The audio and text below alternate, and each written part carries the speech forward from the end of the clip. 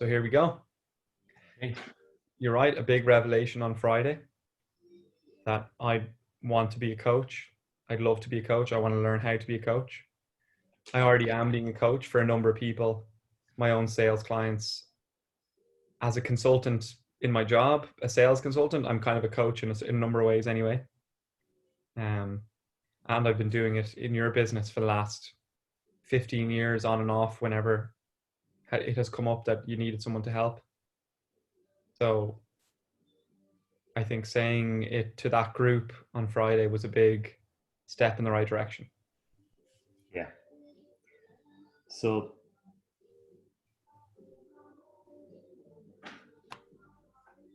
the wish is to be a coach, business coach. Yeah. Fantastic. So let's go through the coaching process that is my project. Okay. ProjectU, as we call it. So this is something that you've kind of put together now, ProjectU. Let's just putting a shape on how I would walk you through it. Okay. So the first challenge is identifying what it is you'd allow yourself to do, be, and have if you knew you could only be successful, and you've done that. The challenge for a lot of people is that they can't identify that. They just know that they're frustrated right now at being where they are, and they're looking to be somewhere else. Well, let's go through that. Let's go, because I'd find that very useful. So if I'm your client now, right? So, yeah. ProjectU, which is Project E. So what's the first step?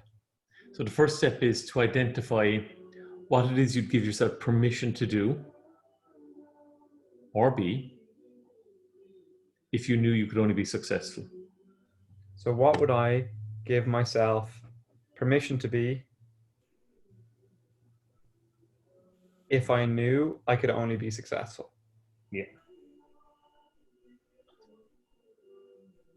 So I'll tell you that. Let's go through the process. Like, what I love doing is chatting to people. Now that sounds very simplistic, but I just had a call with a guy in India who reached out to me on LinkedIn. He's about to take an MBA in the University of British Columbia in Canada, and I don't know how he found me, but found me on LinkedIn and reached out to me saying he wants to be in sales when he finishes his MBA, and could he pick his brains with me to learn more about how I got into it and some of the pitfalls and things he can learn. And we had a 30-minute conversation where he had gone through my whole LinkedIn, read some articles I've written on being account executive and Thinkific, and gone through my whole history. And then he fired me with questions like, what should I be doing between now and then? And what's the hardest thing about sales? And what are some things that you would recommend for anyone who wants to be in sales? So it was a coaching call, and I loved it.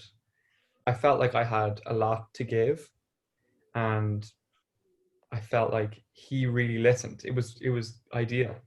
Now, obviously, I'm not charging him for it because he reached out to me, but it was a great practice, you know. And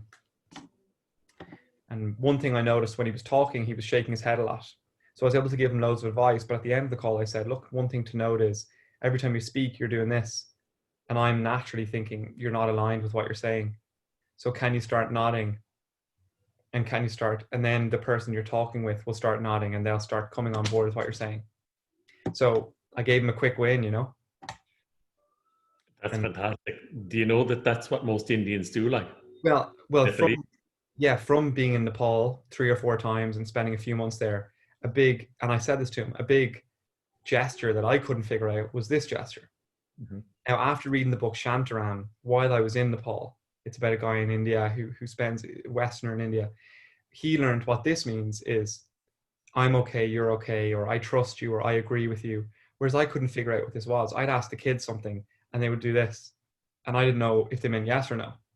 So what I learned to do when I was in Nepal is to adapt my body language and my mannerisms to fit in with the language of the place, the body language of the place. So I found myself getting on a bus and I would do this, and 4 or 5 people would do this. And it was an acknowledgement of one another, and it's saying, I'm safe and I trust you and you're not a threat. Now on our call, he was doing this, which was a very clear difference, a very, very clear difference. and I made sure I brought up that cultural difference. The example I gave you about being in Nepal, because I was aware of the cultural difference. And so I hope that and he said no one's ever said that to him before. So hopefully he'll take it on board and use it. And I just get a great sense of, I value to that, I can help somebody unlock something that maybe others wouldn't say to them, or wouldn't be able to say in such a empathetic way, or maybe another coach has never been to Nepal or India, so they wouldn't have that cultural context. And so I'd love to be doing that. I'd love to be making a difference in people's lives all the time, whether it's one-on-one or in a group.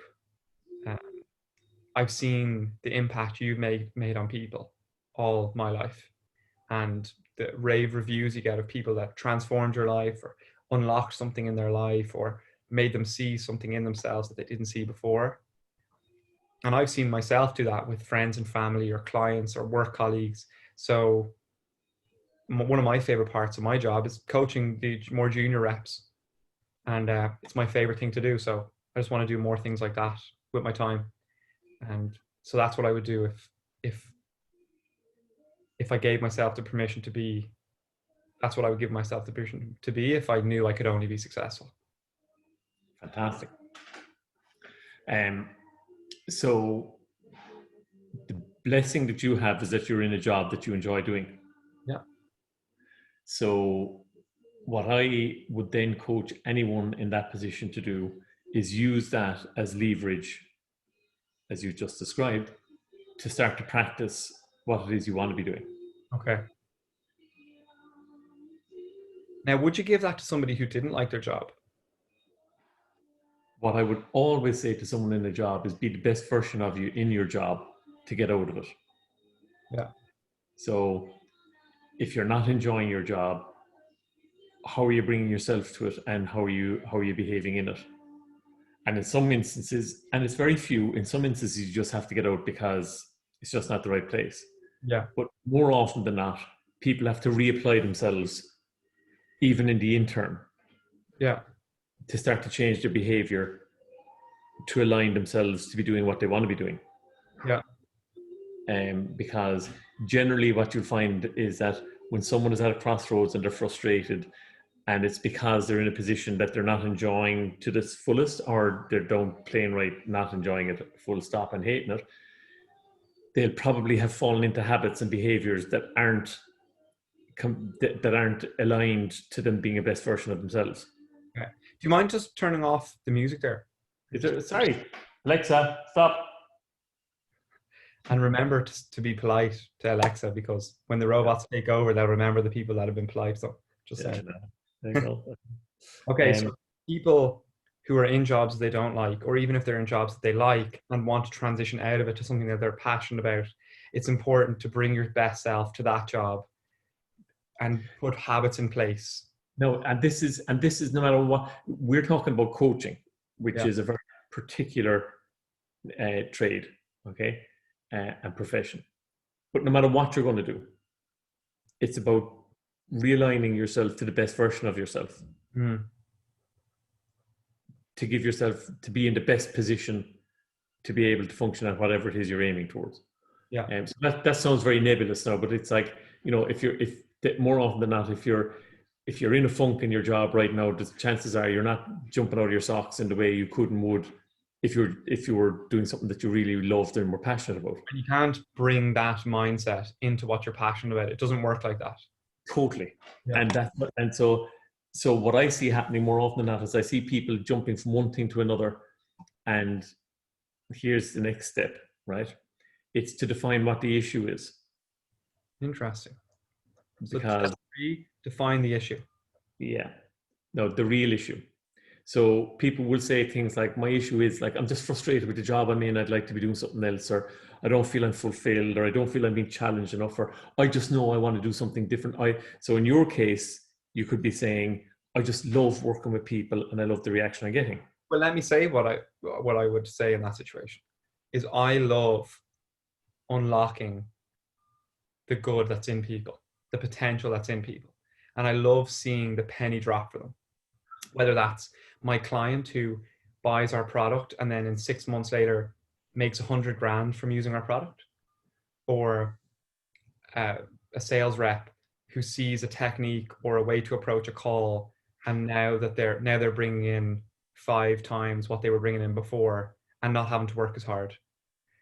Or Vardhan, my Indian friend, who now will find himself unlocking more in conversations with people now that he's changed his body language. Yeah. That's what I love to do with people. That's fantastic. So then the thing that we have to identify for most people now is, what is the issue that's blocking them? Well, I'll give you two, right? So the two issues that are blocking me at the moment. One, my time. So I spend a lot of time talking to customers about the product that I'm selling in my company. So do I have the time and energy to be putting into what I love? And secondly, well, I'm also working with my girlfriend's parents, helping them with their company, but it's not in something I love. So I feel like my time and energy is being drained into two things that are good, but aren't where I want to be. Mhm. So time and energy are my big things. Okay, excellent. So the situation with your potential in-laws, Yeah. that's going to come to an end, isn't it? Because you've taken Yeah. steps around that.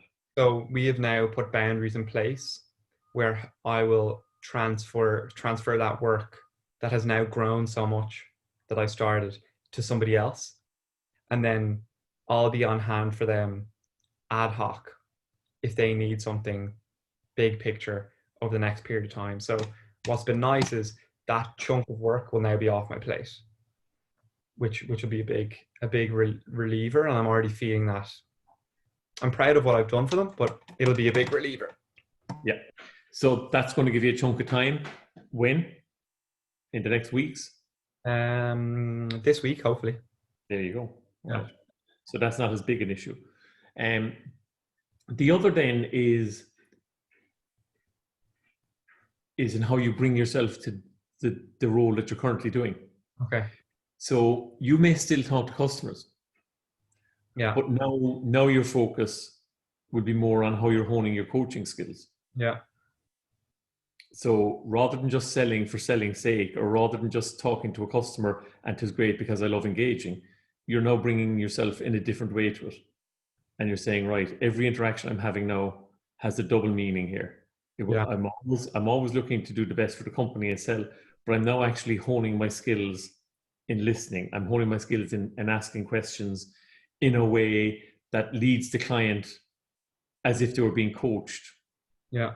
Ways that they'll never experience from any other seller. Yeah. So in sales, the phrase they put on that would be consultative selling. Yeah. So it's a step beyond consultative selling then. It's where you're consultative selling, but you're practicing on the client, if you like. And that's cool because that gives me a reframe then that this isn't something that's in my way of getting to me where I want to be. This is actually a practice and a stepping stone of where I want to be. Absolutely in one. And the reframe is huge. Yeah. And the word that I would overlap, just bear with me 2 seconds, Ben. The reframe is huge. The word that overlaps all of this is conscious. So most people are not conscious of how they bring themselves to things. Most people have no idea of what their superpower is. Mm. And as I heard brilliantly said last week, someone asked someone who's very good at the funnel process of getting clients into a funnel. And they said, like, so how do you know like how to use your superpower? And your man said, you know what the challenge is? The challenge is you won't even think it's a superpower because you think that what you have is just what people have. Right. And it's true. Whereas when you start to become conscious, you ask yourself, well, so what superpowers am I using? Well, that may sound kind of crass, like, but how am I bringing myself to these interactions where I'm consciously now reframing it so that I'm getting deeper with clients, Yeah. and I'm helping them to reframe. Yeah. Now it's going to be a whole different ball of wax again when you're coaching, because you'll have a different emphasis, but this is all about practice, and this is all about getting your skill set together whilst you actually prepare yourself to leave the role you're in. Yeah. So I would say my superpowers are listening. I would say my superpowers are picking up on the other person's energy. That sounds woo woo, but from their body language, their tone of Yeah, voice, that's their brilliant. mannerisms, I feel like I'm a good, like, tuning fork is the wrong word, but like a satellite or something that picks up the frequency of that person, and I would say they're my superpowers, and then building trust to guide them in the right direction. Um, I would say they're my superpowers. Wow.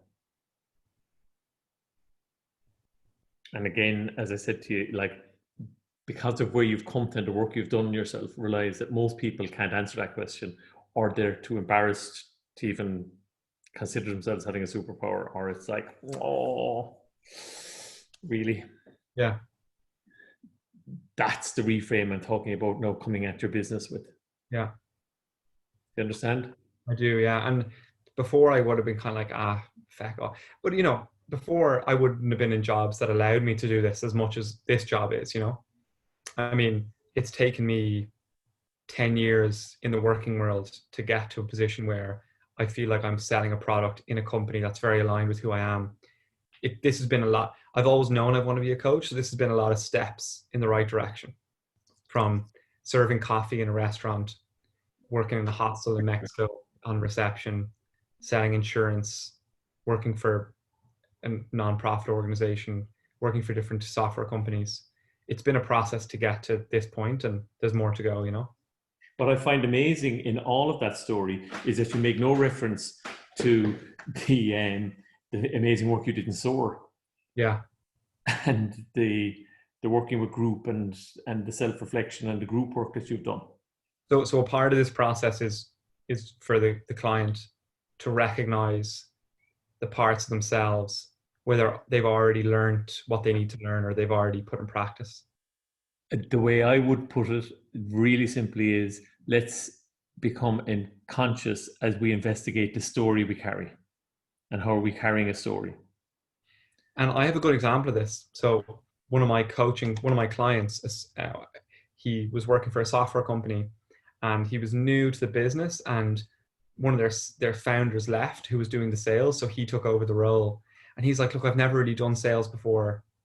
And I said, okay, interesting. So like, have you done anything that's kind of like sales? And he's like, well, I actually did door-to-door knife sales for 6 months. I was like, well, that's sales. And then he was like, I actually did, I can't remember what the other example was. But I was like, so how did you sell knives? And he was like, well, I actually learned loads, and it was really cool about the product. And then I would go into people's homes and I would see they really liked cooking, and I would connect with that. And what we started to see through the coaching process is he had a bunch of experience that someone would call sales. And then it was a really fun process to coach him, because we were just unlocking what he had already in him and what he had already learned, and kind of amplifying that to bring to his current role. Isn't that brilliant? Whereas he was saying at the start, like, I've never been in sales. Yeah. So now you just got to apply that to yourself. Yeah. So in my, and this is getting kind of meta, but in my experience, where have I already been a coach? Yeah. Yeah. Okay. So that's step 3. So define the issue. So we got step 1 is, what would I give myself permission to be if I knew I could only be successful? So in my case, Step 1 is the ideal outcome. the ideal outcome.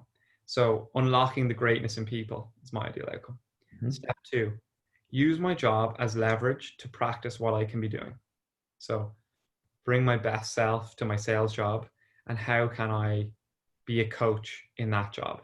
Okay, but step two, the question in step two was, what is the issue that's getting in your way of your ideal outcome? That was actually step 3, define the issue. Yeah. So step two was the frustration. Well, so I've got step 1 is what would I do if I gave myself permission. Step 2 is use my job as leverage of what I can be doing to practice it. And then step 3 is define the issue. So step 2 should be define the issue, should it? Absolutely. Yeah. That's step 2. Okay. And then step 3 is use my job as leverage to practice what I can be doing. Well, that's it as it came out for you. So step three, I would be saying, would be to identify what the struggle is and where you get. So now the answer to your struggle in terms of like creating more time and having an opportunity to do it is to reframe your job and use that as leverage. Right. So what are the blockers? Yeah. So I'm just a little bit, can we just clarify this just so we have it down? So maybe if you could just tell me the 3 steps again. So first step, your ideal outcome. Yeah. Second step, frustrations. Okay. Third step. So the second step in frustrations is like frustrations, the gap, I would call it. Okay. Third step is identifying the issue. Okay. Right. And generally what that could be for people, like, so for you, it was time. People would say, well, I just don't have the skills or I don't have the experience or whatever. So for you, it was time. Okay. Right. So step 4 was superpower.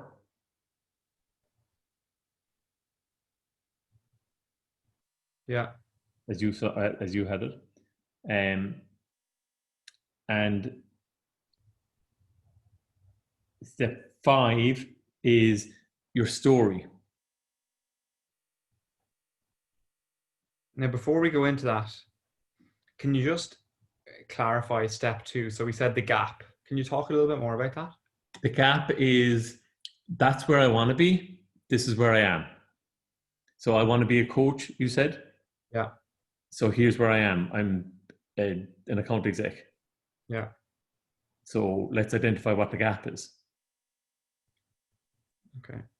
And for you, that gap isn't that big because you can recognize you're already getting to do stuff and you're already getting to coach some people beneath you. You've already done sales coaching yourself.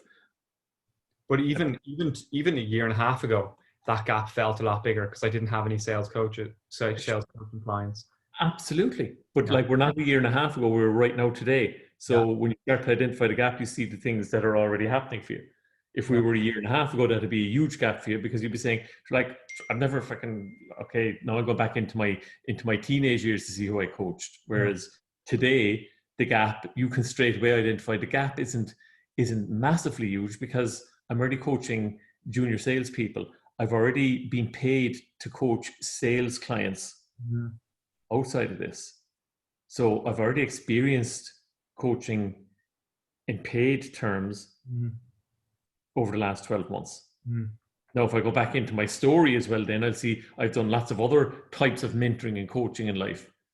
But actually, I don't really need to do that in your case because I've direct experience in a practical level. Whereas for your sales guy, for example, you were saying, let's go all the way back. Yeah. So step 1, we what's the ideal outcome? Step 2 is to identify the gap. So where are you now and where could you be?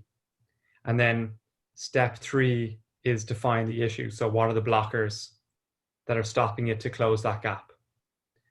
Then step 4 is identify your superpower. Would that be a good way to put it? Yeah. And then step 5 is, I have your story here. Is there another way you describe that, or is that the good way? Yeah. How are you carrying your story? I like that. How are you carrying? Yeah. Because if you and I were doing this a year and a half ago, you'd be carrying a story of, look, I'm just getting to grips on a job here, and like I'm in a relationship, I'm in a new country, and like, oh, blah, blah, blah, Mm. right? Whereas today you're carrying a story of saying, okay, I've set up a business effectively for two people online. Yeah. I've done coaching myself. So the story, in a practical sense, is a good one. Where I go an awful lot of time with the story then, though, is the languaging that's in the story. And this is where your superpower of listening comes through. Mind putting It's your like, phone on silent?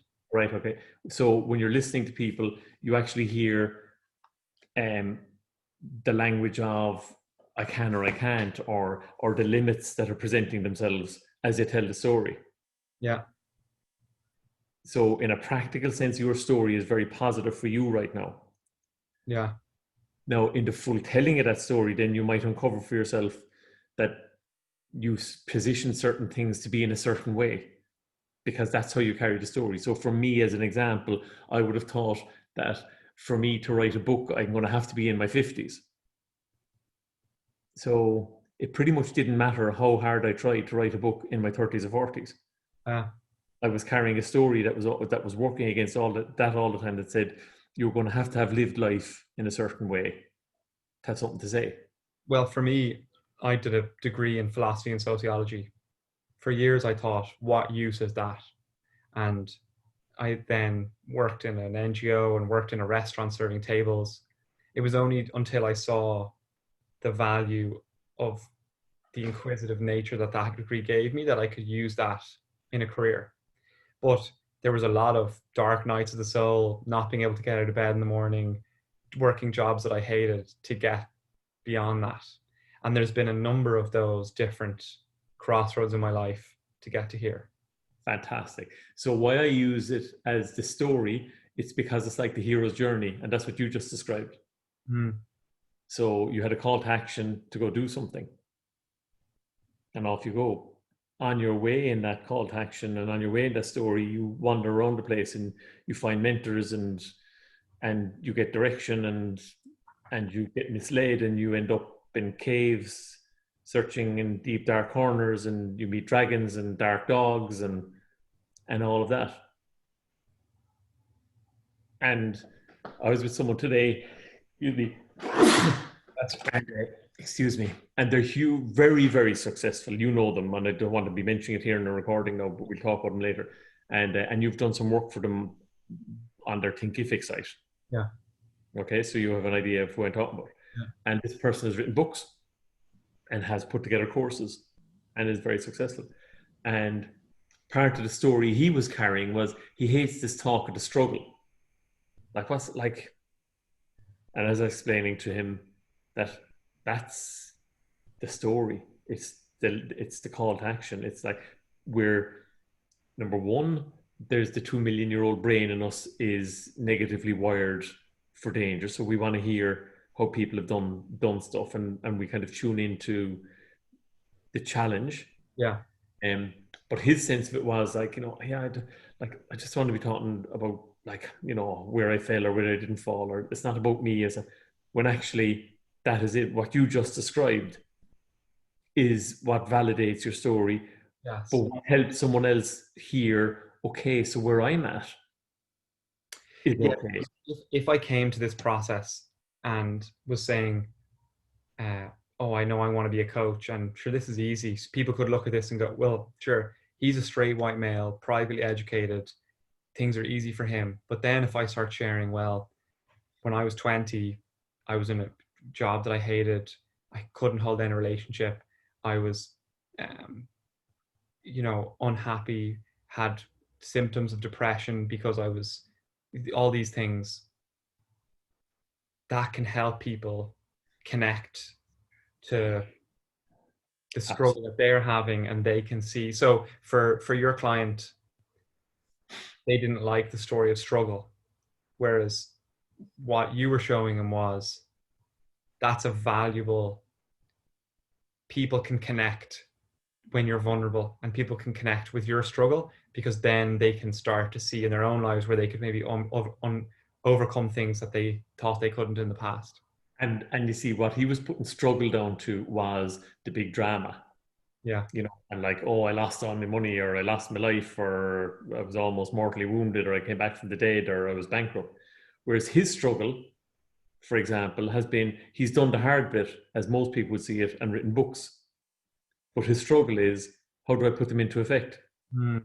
The struggle is I did that piece and then left it to the side, and I've gone on and actually, oh gosh, so I've been struggling with the struggle I'm having is, how do I use that stuff? How do I bring that to life? How do I lean in on that in a way that I show that I lived through it? So did you help him change that story that he's been telling himself? Absolutely sure he got it by just saying and hearing it out. So when I what I do a lot of the time is I a lot of the time role play. Now I can do that one on one or in a twosome or a threesome. But like I was role playing to him, I was actually playing his story back to him. As he had explained to me, I was saying it back, just slightly reframed, and he was going, "Oh, right, Jesus, no, I hear it. I hear it differently. Mm. Right, I get it. Yeah, I get it. Right." And off he went, and we'll talk more about that later.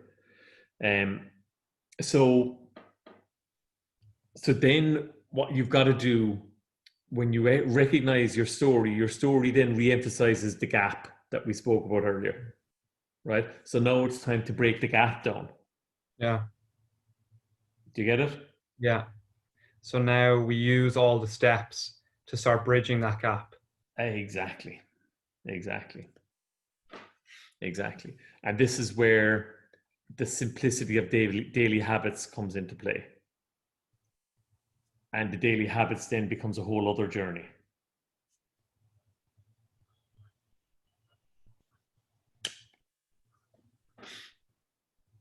So would you say daily habits are step 6? I would say there's step 7. What's step 6? Step 6 is breaking down the gap. Okay. So would we call that bridging the gap? Because Yeah, absolutely. You could, yeah, absolutely. identifying the gap was step 2. Yeah, bridging the gap is perfect. Yeah, that's fantastic. Bridging the gap for step 6, and then the simplicity of daily habits would be step 7. Yeah. So, and what I would say, step 7 is action. Action. Okay. Which becomes daily habits. Daily habits are one of those actions. Yeah. Okay. Well, daily habits is the umbrella for all of the actions. But the tough thing I found always, whenever, as I was growing up, and if I was in a tough spot, you would say your daily habits. But I would say, well, I'm not happy in my job, or I'm not happy in my relationship. What the hell is getting up 50 minutes earlier to do a workout is going to help me? So, and in one sense, the daily habits then gave me the mindset change to do that. But also, in order for me to do the daily habits, I needed to know that it was for a bigger purpose of change. So, and that's why we go all the way back up to the outcome in the first place, because you see, right now, you know your outcome.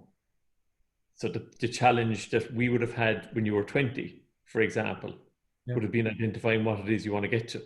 Yeah.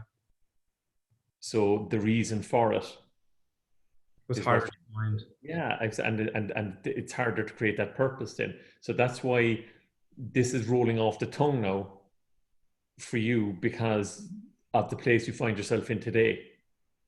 Yeah. Right?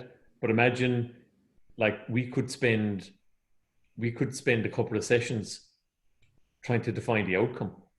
Yeah. And that would, and you see, these steps, Brian, are not unlike Kubler-Ross's steps on grief. They don't all have to happen in that order. Mm. And they don't all have to happen in the sequence. Like, if you were stumbled on the outcome and you were dealing with frustration, well, we could go up and down that. So it could be story is where we get stuck on to actually get some of our answers, because we go, come on, tell me some of your story. Tell me how you're telling your story. And that's interesting now. Tell me a bit more about that. So isn't that interesting that that's something that you'd be looking at hanging on to, loving, not loving. And as that's happening, it's unlocking, it's peeling away, it's unlayering. Do you get it? So as a coach, this is going to be a useful process to follow for other coaches. Absolutely. And it's going to be a useful process for individuals to follow. But it's important, the thing you all said to me, everything in moderation, especially moderation. So it's important to follow this, but not be tied to the order of it, or not be tied to how it comes out in your client or in yourself. And it's a framework. It's a framework. Okay. Okay. So it's allowing you to explore. Yeah. And having the framework, you want to fill it in. But like a conversation could start at the very end of what we've just discussed today on action. It Yeah. could start with a daily habit where you're telling me that you're having a shot of fucking whiskey every morning. Yeah. If someone's saying one of these type of drastic things, it could be get up and get in for a swim every day, or get up and go for a walk for 30 minutes, and then we'll get into ProjectU. But let's get you out of your head, or let's get you out of the bed. There you go. There you go. That's it. So we've got 7 steps. Yeah. Well, what would be great over the next couple of weeks is start to unpack those steps. Yeah. Start to hear stories of different clients you've had at different steps in the process. And I think that would be a good structure to follow for the next few weeks, a framework to follow. And we don't have to stick to it, but it would give us a nice kind of prism to work through as we chat through this, both teaching me how to be a coach, also allowing you to put shape on these products, or this framework that then you can start to productize in your business. And then also for individuals watching this who want to work on themselves. So I think there could be a multiple beneficial outcomes of going through this. Brilliant. So what I'd say is we'll wrap it up there. Yep. And say to everyone, thanks for listening. Yep. And we'll see you all again, hopefully in our next video next week. Yeah, brilliant. Take care. Let me just stop recording.